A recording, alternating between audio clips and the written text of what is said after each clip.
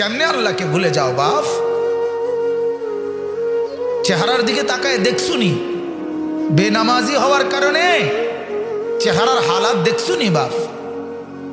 ভালো করে দেখো চেহারা কেমন হয়েছে। সেজদাবিহীন চেহারা কেমন হয়? অপবিত্র শরীর, পেশাব পায়খানা ঢিলা কুলুক নাই, পানি ব্যবহার করার খরচ করার ফিকির নাই, চেহারার হালাত দেখো বাপ। কত পাউডার তো ডেলি ডলো, কাম হয় না। চেহারা অসুন্দর, কালো, চেহারা পাষাণ, চেহারা পাষাণ। ইমানওয়ালার চেহারা সুন্দর হয়, সেজদাওয়ালার চেহারা সুন্দর হয়, দাড়িওয়ালার চেহারা সুন্দর হয়, গোলামিওয়ালার গোলামি বন্দিগি যে করে তার চেহারা সুন্দর হয়, চেহারা সুন্দর। পর্দানশীল মার জীবন দামি হয়। রাবেয়া বসরি নিজেকে পর্দায় রাখছে, আল্লাহ তাআলা তারে গোটা পৃথিবীতে পরিচয় করাই দিছে। সে নিজেকে আড়াল করে রাখছে, মালিক তারে পরিচয় করাই দিছে। ফাতেমা নিজেকে আড়াল করে রাখছে, আল্লাহ সবার কাছে পরিচয় করাই দিছে।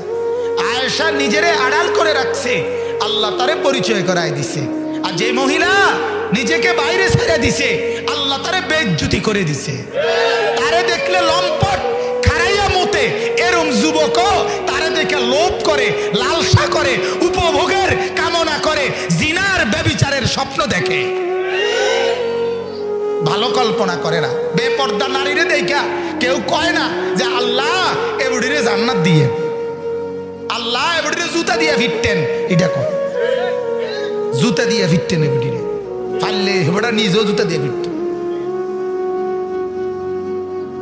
বেজ্জুতি ছাড়ার কিছু, বেপর্দা নারীর কপালে বেজ্জুতি ছাড়ার কিছু জোটে?